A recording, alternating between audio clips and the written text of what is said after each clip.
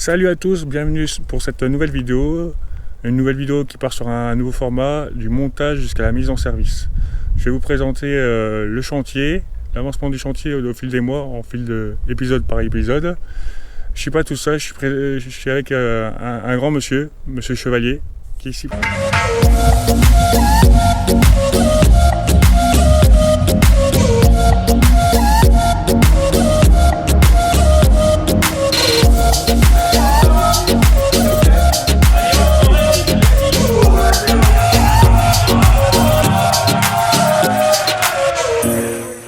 Présent.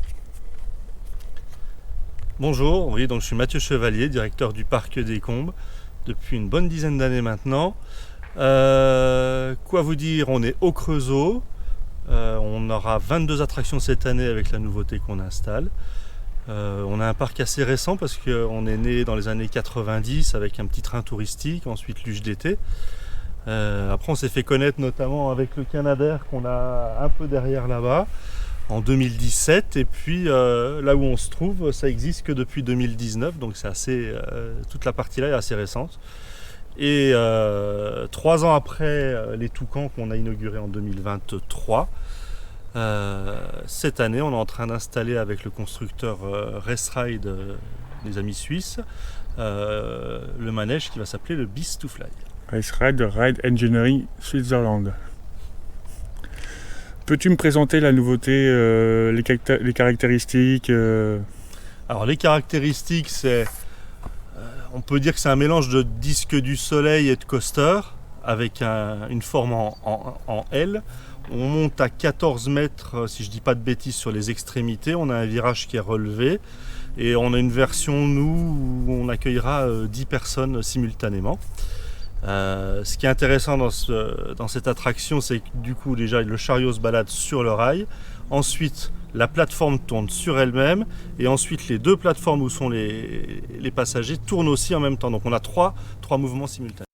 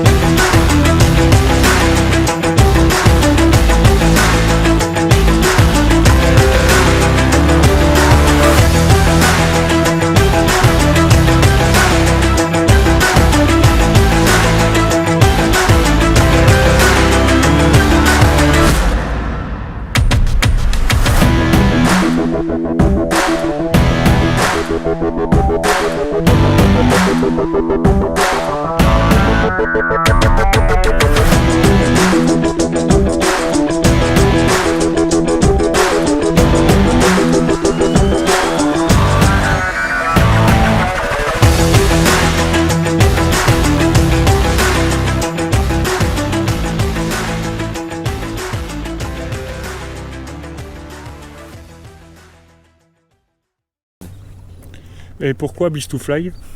Beast to Fly, après chacun en fera ce qu'il veut, parce que déjà, ça reste dans les esprits. Beast, parce qu'il y a deux plateformes, il y a deux ronds où il y a les clients. Et puis To Fly, pour voler, parce qu'on s'envole un petit peu. Et puis après, il y a le petit côté humoristique qui fait que ça restera dans les têtes de tout le monde. Monsieur Chevalier, peux-tu nous dire à quoi servent ces pièces-là? Alors ces pièces-là, c'est ce qu'on appelle, c'est les ancrages qui vont être coulés dans le béton, qui sont les supports d'une partie de la structure du Beast to Fly sur les extrémités dans le virage. Donc ça on a reçu ça du constructeur. C'est les premiers éléments concrets du manège qui vont être installés là prochainement dans les jours qui viennent. Peux-tu nous montrer la suite du chantier? Oui, bien sûr.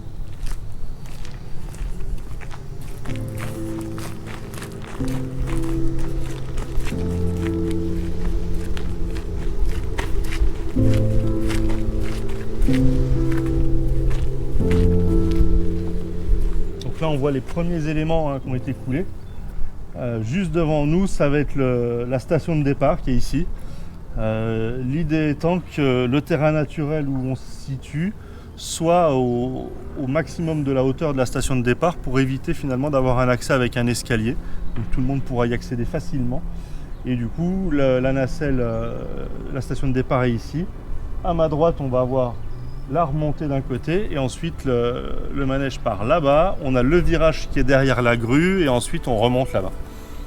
On voit pas, mais voilà, on remonte jusqu'à être devant les pins juste ici. Donc on a réussi à s'intégrer dans la nature. Le but était de sauver les arbres et de pas abîmer la nature, donc on s'est intégré au mieux. Et avec les contraintes de pente, parce qu'on est un parc assez original, on est sur une colline, voire une montagne, donc du coup à chaque fois on est obligé de travailler pour trouver le meilleur compromis entre le terrassement et les fondations. Et combien coûte la nouvelle attraction ? On va dire que grosso modo tout ficelé, génie civil, fondation, terrassement et tout ce qui va, on va être alimentation électrique et attraction, on va être à peu près à 2 500 000 €. D'accord. Ce sera le plus gros investissement du parc, hein, parce qu'on est à 1 million de plus déjà que notre record qui à l'époque était le Junior Boomerang, mais ça date de 2011. Donc voilà, là, un bel investissement, mais on a aussi depuis 2011 bien grandi, donc on essaye aussi de passer des étapes et puis de progresser en notoriété. Et le parc fête sa combienième anniversaire ? Alors cette année, on va fêter les 30 ans de la luge d'été, qui est vraiment la première activité purement loisir du parc. Donc c'est le week-end de l'Ascension. Et on va refaire ce qu'on faisait à l'époque. Moi j'étais gamin à l'époque, on faisait des descentes au flambeau. Donc on va refaire une descente au flambeau en nocturne et on va faire une ambiance un peu montagne avec la tartiflette et puis un truc un peu sympa montagne, quoi. Donc à l'Ascension. À l'Ascension, c'est le samedi soir, on va faire ça. Bon, j'ai plus la date, c'est courant mai, hein, c'est mi-mai. Et 30 ans de la luge d'été. À la luge d'été, on avait à l'époque, sur des kilomètres, on avait des bouchons pour venir stationner ici quand on est inauguré, parce que pour une ville comme le Creusot, d'avoir une luge d'été, c'était spectaculaire. Maintenant, c'est finalement rentré dans l'image de la ville, mais à l'époque, c'était spectaculaire d'avoir une luge ici, c'était à la montagne seulement. Et pourquoi 10 places au lieu de 20 ? 10 places au lieu de 20, c'est des critères économiques à un moment donné, parce qu'on n'est pas un gros parc, et du coup, on a trouvé un compromis avec le constructeur, c'était de limiter la capacité, compte tenu du fait qu'on a une affluence qui est plus raisonnable que d'autres parcs, alors qui pourra peut-être évoluer, je l'espère, et ça sera tant mieux. Donc du coup 10 places, et qui peuvent être évolutives à 20 places si on veut. Et comment vous avez connu le constructeur ? Le constructeur, comme tout le temps, on est à la fois sollicité, on voit des choses qui passent sur internet, des vidéos, des passionnés qui nous envoient aussi des infos. Et puis là, on a rencontré le constructeur début 2025, donc c'est un projet qui a mûri depuis un petit peu plus longtemps que ce qu'on peut faire des fois. Après, c'est un nouveau constructeur, donc il fallait qu'on apprenne à se connaître, qu'on travaille ensemble. Et puis on a choisi parce que moi j'avais trouvé que c'était une idée originale. Et la preuve, on sera le premier en Europe à avoir ce modèle-là, le deuxième dans le monde. Le premier est en train de se mettre en service à côté de New York, à Adventureland. Le but, nous, c'est toujours essayer de trouver des idées originales, un peu comme tout le monde. Le but, c'est de ne pas faire la même chose que notre voisin qui a 100 km ou 200 km, pour que chaque visiteur puisse avoir des expériences différentes partout. Et un prototype, n'est-ce pas compliqué à gérer en maintenance ? Alors les prototypes, nous on est des spécialistes parce qu'on a beaucoup travaillé sur des modèles nouveaux. En fait c'est compliqué, oui il y a des moments parce qu'on a des problèmes de maintenance, forcément il y a plus de soucis, mais l'avantage c'est l'originalité. Et puis quand on travaille de manière intelligente et avec le constructeur, on arrive à avoir des assistances aussi qui nous permettent d'essayer de gérer ça le mieux possible. Et pourquoi un Wave Twist de chez RS et pas un Disco Coaster Zamperla ? Disco Coaster, moi j'aime bien. À chaque fois que je vais dans un parc, s'il y en a un, je vais le faire. Mais Disco Coaster, ça commence à être très commun, je trouve. Et je voyais pas l'intérêt d'installer une attraction qu'on va retrouver si on prend un cercle et qu'on fait 200 km à la ronde dans plusieurs endroits. Nous, le but, c'est toujours d'essayer de se démarquer. C'est ce qu'on a fait avec plein d'attractions chez nous. Et je pense que c'est ce qui fait aussi la notoriété un peu du parc, c'est d'avoir des petites pépites, des choses. On prend le Canadair, par exemple, on prend les luges d'été Alpine Coaster sur un même parc, ça n'existe pas ailleurs non plus. Donc c'est toujours l'idée d'essayer d'être un peu différent, cultiver la différence, soit par des choses qu'on ne trouve pas ailleurs, soit par des choses qui sont interactives. Quand on prend le Canadair, on pilote, on prend l'escadrille, on a les ailes, les toucans, on bouge. Voilà, c'est soit que le spectateur, enfin l'utilisateur soit un acteur, ou alors soit d'avoir quelque chose qu'on n'a pas dans les parcs aux alentours. Et combien d'entreprises bossent sur ce chantier?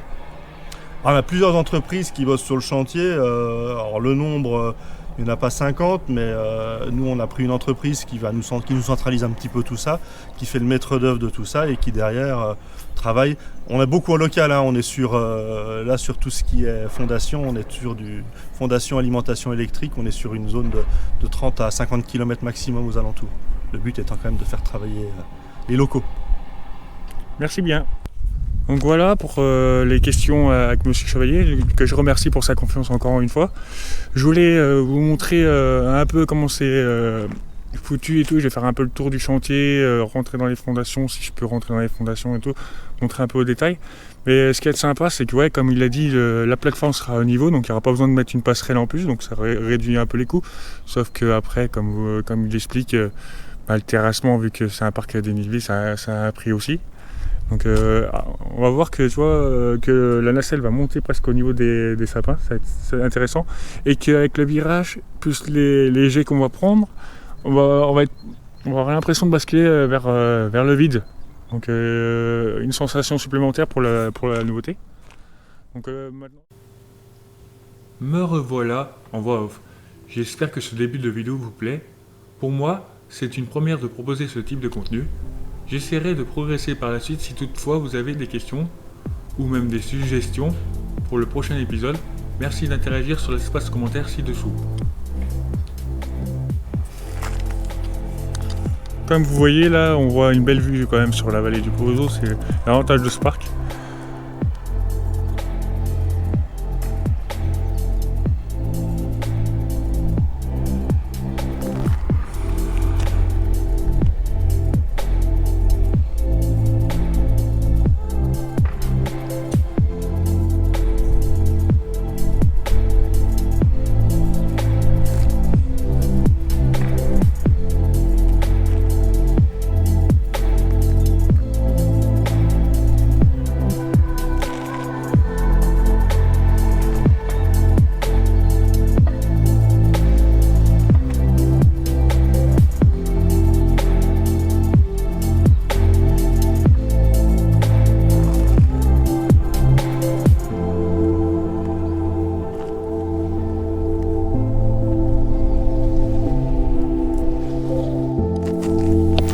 Donc là je suis au pied du virage, donc l'attraction, donc là, de là le virage sera un peu plus relevé, donc il sera environ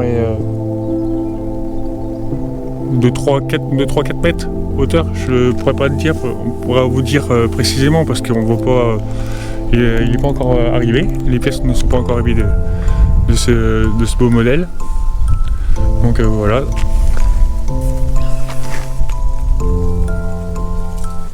Je reprends ce que j'ai dit en voix off, je bafouille beaucoup dans la vidéo, tout ça pour vous dire que je suis à l'emplacement de ce fameux virage, on aura pas mal de force G.